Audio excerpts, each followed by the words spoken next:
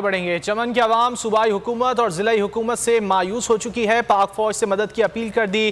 مزید بتا رہے ہیں چمن کے مضافاتی علاقے سے رحمان کہول بول نیوز کے نمائندے جعفر خان اچکزئی۔ جعفر بتائیے گا کیا صورتحال ہے؟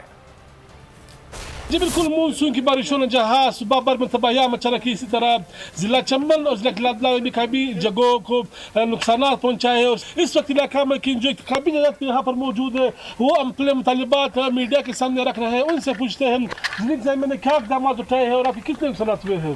السلام علیکم۔ سب سے پہلے تو میں بول نیوز کا شکریہ ادا کرتا ہوں کہ وہ آ کر یہاں اس علاقے کے آواز بالا حکام تک پہنچا رہے ہیں، اور اس کے بعد میں ضلع انتظامیہ سے گزارش کرتا ہوں اپنے وعدے نبھائے، اور اگر ضلع انتظامیہ اس علاقے کے ساتھ تعاون نہیں کر سکتے تو ہم پاک فوج سے تعاون کی اپیل کرتے ہیں۔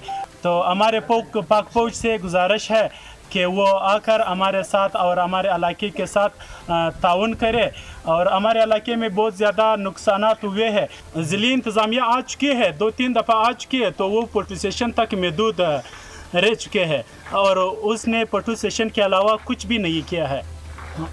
جی، آپ نے یہاں پر علاقہ میں کنوں کی باتیں سن رہی، کہا کہ ہمیں پاک فوج کی مدد کی ضرورت ہے، اس لیے میں مکمل طور پر بہت شکریہ جعفر خان اچکزئی آپ کا۔ ایک بار پھر نمبر 1